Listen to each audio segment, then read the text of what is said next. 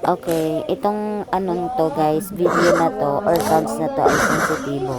Dahil yung anak ko, ito yung voice niya nung kinukuhaan siya ng dugo. Medyo trauma talaga siya guys sa pagkuha ng dugo.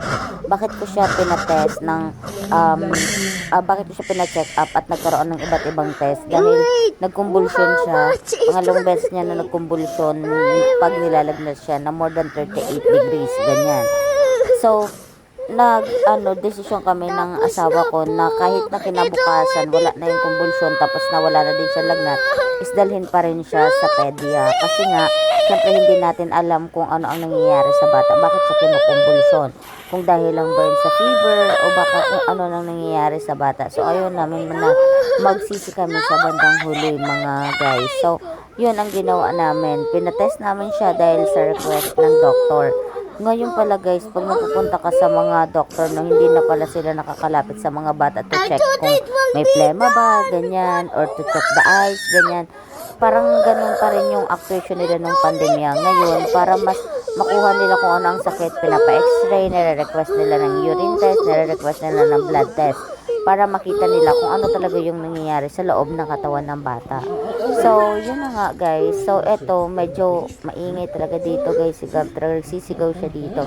Kasi, ang hinang umakyat ng dugo niya, which is yung isang syringe guys, ang pupunuin. At hindi maliit na syringe guys, malaking syringe ang pinupuno.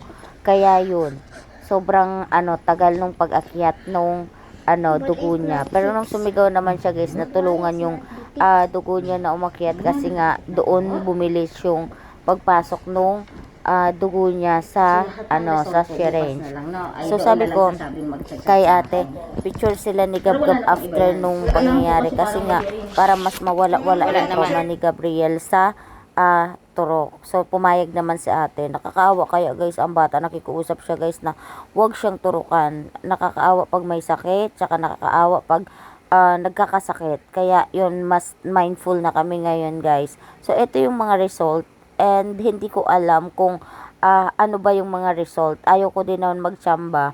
So nag-come up ako sa online talk kay doctor para maintindihan ko kung ano yung result at nagbayad na lang ako. Ito yung result guys. Kung mapapansin nyo, ang mataas sa kanya yung white blood cell. Napansin nyo? Ang ibig sabihin lang nito, yun dun sa dugo to ha, yun lang naman yung pinaka-problem, yung sa iba wala eh. Okay po. Ibig sabihin, meron tayong bacterial infection na kailangan gamutin. Okay po. Ngayon, tingin ko, yung binigay kong co-amoxiclav, okay na yon. Okay. Pero syempre, dahil kakasimula pa lang ho natin maggamot, kailan nga ba? Kahapon tayo, no? Opo. Kahapon Actually ngayon pa lang po siyang umaga nag-start uminom nun.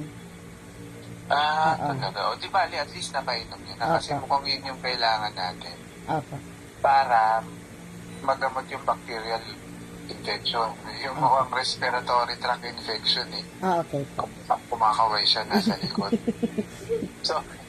So, obserbahan, nag-start tayo ng Wednesday o di dapat by Saturday, balikan niyo ako ng umaga, message niyo lang ako para mag-follow up kayo uli sa amin. Okay po. Para alam ko kung mag-adjust pa ng antibiotics, magpapalit o natutuloy lang. Okay po, sige po. Okay? Opo. Yung about po sa sugar, hindi naman mataas ang sugar niya. Hindi po. Okay naman ang sugar. Ang naging problema lang natin, yung white blood cell niya. Hindi naman siya anemic. Hindi po. Hindi po. Hindi po. Okay po. Hindi po. So, Basta kung mapapansin nyo, yan lang. Dun sa lahat ng resulta, yan lang ang problema. ang problema niya lang po, Yung mataas yung white blood cell niya. Oo. Ngayon, ginagamot natin ang co-amoxiclav. Antabayanan natin by Saturday kung kamusta na. Okay po. Okay po? Okay po, sige po. Ingat po, ma. Okay po, thank you so much po. So, nung narinig ko yung reading ni Doc guys sa test ni Gab is nakahinga-hinga kami kasi syempre dito alam na namin na may bacteria lang siya, may kumbaga infection. So, magagamot siya and then i-amoxiclav lang siya or amoxicillin yun. Antibacterial, antibiotic lang siya within 7 days. So, mas kumalma kami guys kasi akala namin kung ano na. So thanks God. And sa mga mami na tulad namin, sa mga parents na tulad namin, ang advice lang namin is huwag kayong matatakot to have a check-up agad para sa health ng anak nyo. Kasi darating kasi ang time guys na magsisisi tayo kung hindi natin pina-check, 'di ba? Or kung hindi natin napa-check tapos meron na palang nag-blood clot sa head dahil nga sa convulsion na nangyari.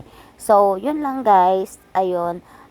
Take care yung mga anak natin. Alagaan natin ng maayos. Bye!